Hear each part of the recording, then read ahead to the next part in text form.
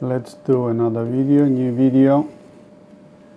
And in light of the current situation in the world, a new war brewing in the Middle East, I want to read to you something that I wrote a few years ago, which is really the center of my message for many years and decades, the oneness of humanity. Yeah, and I entitled this Revolution of Mature Love.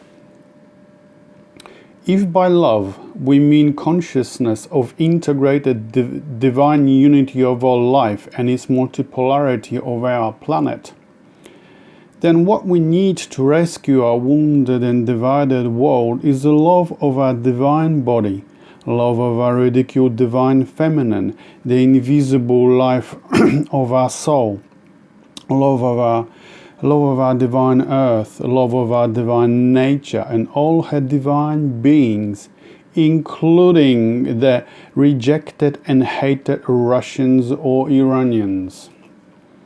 Leaving behind the childish notion of the one race as superior or chosen or indeed exceptional. Growing out of the immature love that shouts, love only for my people, my country, and to hell with others. What we need to heal our beautiful sacred world is a revolution of mature love. This is it. You know, like I've said so many times before, and I've spoken to you on all my posts and in my books, I have been droning on about this and on and on and on, that there is no such thing as chosen or superior or exceptional people, or people that have been chosen by some God to be the superior ones, and everybody else is animals and everybody else is lesser. This is complete childishness. It's the desire of a spoiled child to get more affection from a father. That's all it is. And all the jealousy, if you like. Oh, I'm gonna be the favorite, and throws a tantrum to get that affection. That's all it is. Yeah, especially because we're talking here about the male image of God, the three Abrahamic religions of Judaism, Christianity, and Islam. Here, of course, I'm referring to Judaism and this nonsense of being the chosen people and everybody else around this idea. Everybody else is. What do they call it? Amalek, I think. Evil, lesser. God the Father does not love you like He loves us. That's just total childishness on the level of, and people still go along with this.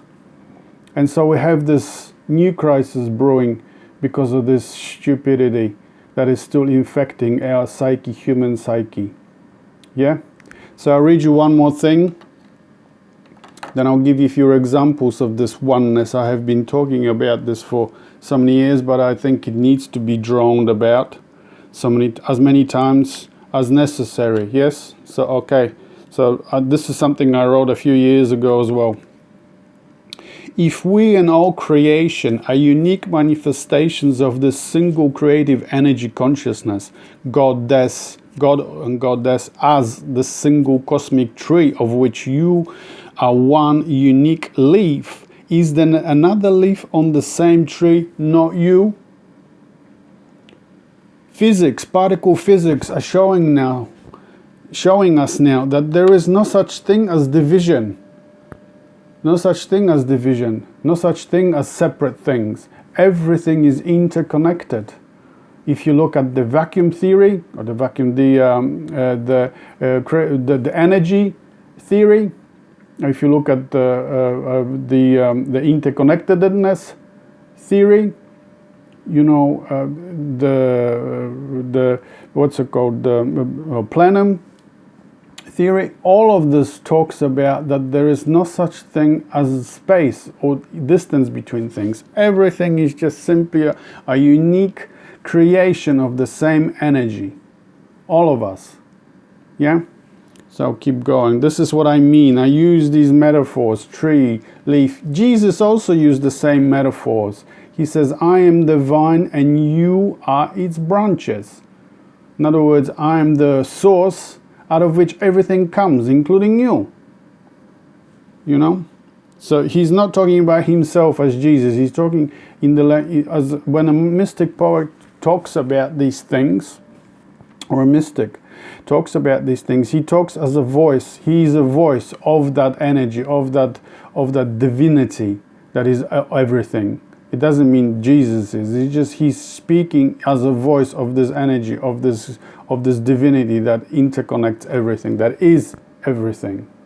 Yeah. Sorry, I'm touching my camera all the time because there's some app that wants to close and he can't close. So I continue. There is a wonderful story that might illustrate this. An empress didn't quite understand this concept of unity of all life and asked a sage to help her. The sage took her into a hall fully filled with mirrors, from floor to ceiling, and it lit a candle. This one light reflected in the mirrors and became millions of lights. Then the sage took a crystal within which all these lights were reflected, gave it to the empress and said, "This is you. Although you seem to be alone, within you is this one light that is in fact all the lights, as each of these lights is itself that one light that is all the lights too. You and nature and all its life are reflections of the single mystery of oneness, the single light of lights. This is the all in us all." I, of course, with using my artistic creativity, if you like, I've changed the story. I'm sure you have heard the story. This is similar to the Indian story of Indra's. Anyway, I'm a little, as you can see, I'm a little upset about what's going on right now. So my head is, I'm forgetting the name. Indra's nettle jewels, that's what I was trying to say. Now, I want to share with you regarding this oneness of us all, a dream where I was shown the oneness of all things. In fact, I knew about the oneness of all things before I realized and I was shown the divinity of everything, that I too am divine, a god or goddess, sacred. So in this dream, there I am in a boat by myself, a sailboat, a boat that is sailing ever so quietly over a vast ocean. It's evening or a night, but I can see the water. The water is very calm, and I know it's very deep.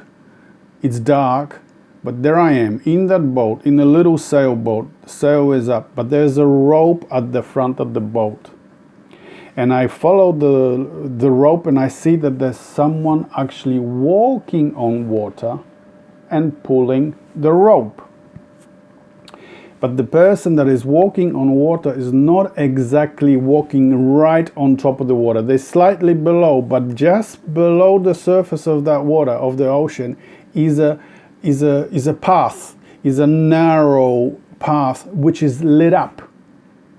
And the person that's pulling that is walking on that lit up path. Yeah? And then I realize that the person that's pulling this boat is Jesus. This comparison, or this idea of Jesus being a redeemer and so on. This comes from another dream that someone shared with me, and it stuck with me. And in their dreams, in her dream, she saw Jesus pulling a huge,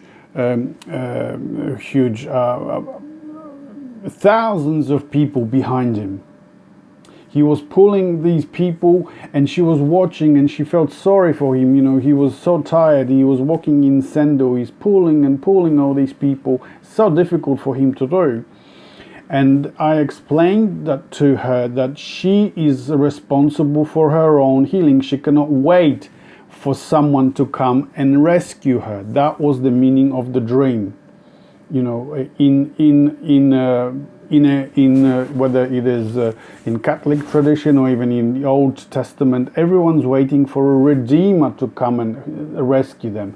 But you have to be your own redeemer. You have to start your own process of redemption, not wait for someone to come and save you. That was what the dream was telling her, waiting for that one person to come back and pull everyone out. But in my dream, I was doing the work. I was really heavily involved at that time, intuitively, in symbols, working with mythological symbols. And what I was actually working on at that time is going west. And west, oh, the camera keeps slipping. And west, I just keep slipping. The whole thing keeps slipping. Sorry about this. And west in mythology is where the afterlife is found. This is the region of where we go to life after death.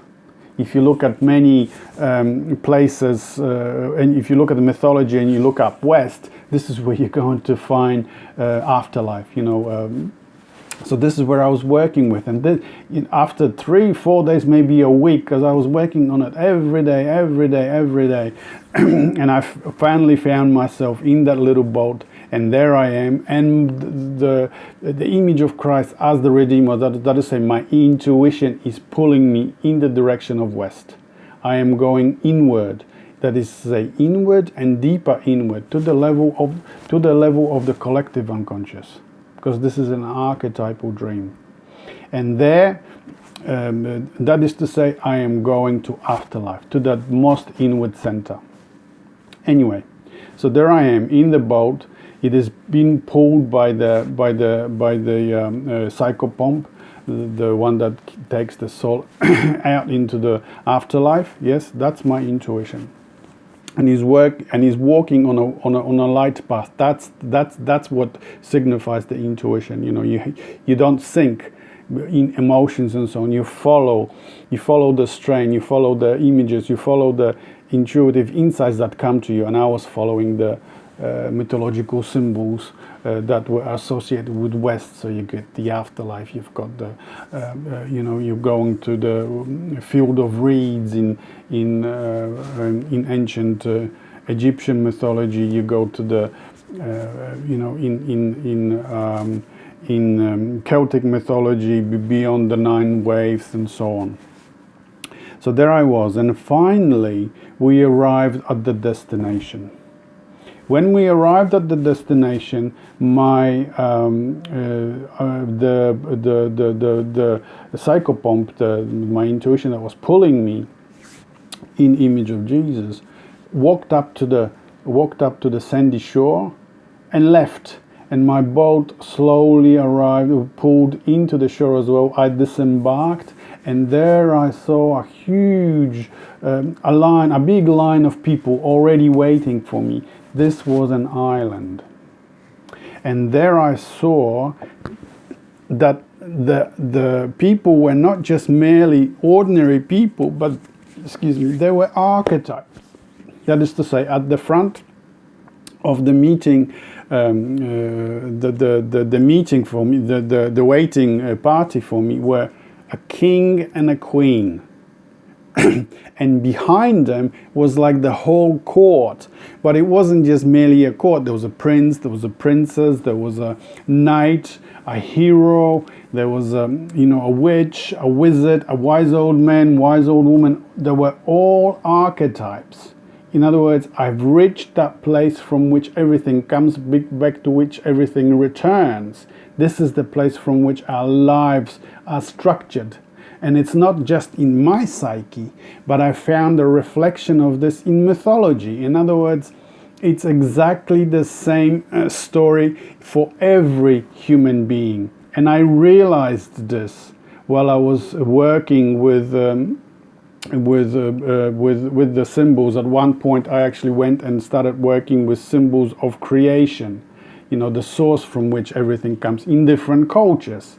So I went to Japan, I went to the North American Indian story of creation, the Celtic story of creation, the story of creation from ancient Egypt or in ancient Greece and so on. And it hit me at one moment. It hit me while I was reading and was working with these symbols of the story of creation, the myth of creation, that it is same. Everywhere you look, it is the same story, just tinted with different geographical locations and different traditions and languages. But underneath all this, it's the same story. It's a story where you go to the center, from the center things come and back to which it return. So you had the two images of the male and female, or if you like, the inner and outer coming, the spirit and the outside world coming together. This is where it starts and this is where it ends. From which life comes to back to which it returns. And I had this intuitive insight that simply said to me, we are all one. Sorry, I'm trying to close that app. We are all one. And it was loud in my head, we are all one. So when I arrived at that island and I saw all these archetypes that I've seen, all these images of the source of all life, this island, this center out of which everything comes, to back to which everything returns, the male and the king and the queen as one. The king and the queen came towards me, embraced me, and I knew I was home. Another thing that I realized at that point is this is where we go to where we die. There is no such thing as you just going to your ancestors and so on. You can call these your ancestors, but these are these are like the archetype, the collective unconscious to where you return. There's not there. That is to say, you return to the oneness of everything. And at that moment when I was embraced, everyone else came forward. All the other archetypes, all the other things that all the other oneness, if you like. I heard a great big voice that said, "This is where we are all one, and there shouldn't be any further divisions." At that moment, this was many years ago, I knew intuitively our oneness, but this is I experienced it, that there is no such thing, that only religion, only tradition, only your government, politicians who have they want to hold on to power and they will do no matter what to hold on to that power. This is the only things that divide us. If you go up in space, for instance, and you watch for instance, the many people, the many cosmonauts, many astronauts that when they went up there, for instance, on the International Space Station, they looked down on Earth. The first thing that struck them is that they all say the same thing: we didn't see any borders. There are no borders. You are a resident of country Earth. You see what I mean? The people that you designated as not your own or evil are simply tools to program you so that you reject, to divide us. That's all it is. It's simply tools to divide us so that the politicians and whoever is in power can hold on to power. That's all it is. Yeah? So it's very important to understand, especially at this time, and people that have your religion, your politicians, our institutions have labeled as other or as evil is simply there as a design, as a means of programming. We've been programmed this way from the moment we are born. There's divisions, that there are borders, there are different languages. Yes, there are different languages, there are different traditions, but underneath all that, like I've said so many times, we all look different on the surface, like plants. But underneath all that, like I've just shown to you, we are all rooted in the same ground, in the same collective unconscious. That was the main message, that was Jung's main message. The discovery in the psyche of his clients, the collective unconscious. That there's no such thing as different. It's all there, you're born with it. When you start to work with mythology, with symbols, like Campbell found out, he found out exactly the same thing, that there are, we call ourselves different tribes, we have the borders, we have different religions and tradition, languages, skin colors, but underneath there is just one mythology, the mythology of human beings. Earth is our country. It's not divided into many different countries, it's just one country. In the Neolithic, there's evidence, archaeological evidence, that when a person was buried, for instance, in a dolmen, they left the person there so that the flesh could rot away, fall away. And then once it did, the birds and animals, it simply, get rid of the flesh. That is the getting rid of the ego, the personal part of yourself. Only bones remained, but these bones were not placed as one skeleton, one human being, into the collective grave, but they were placed as skulls with skulls, and hands, arms with arms, legs with legs, and so on, spine with spine. That is to say, you were not, after death, you were not an individual. You're separate, something different. You return to the whole, to the ancestors, if you like. You're part of the whole. You're not different. Later, once the more masculine, we call it the patriarchal religions, came into power, the more military based, the warrior cultures came to power, who had the male god as their primary source of divinity. It started to become more individual. So we see from later grave burials is that the individual, especially the powerful lords or kings, when they were buried with the whole court sometimes, with the courtesans, with his wife, with his horses, with his loot, with his armor, with his chairs and bed. That was saying that when you die, you continue as an individual. You don't return to the oneness, not like the previous cultures, or like in my dream, or like in mythology, what we find in mythology. But you continue as an individual. And we have this ideology to this day, that there is only the individual. The rest is separate from you. You are not.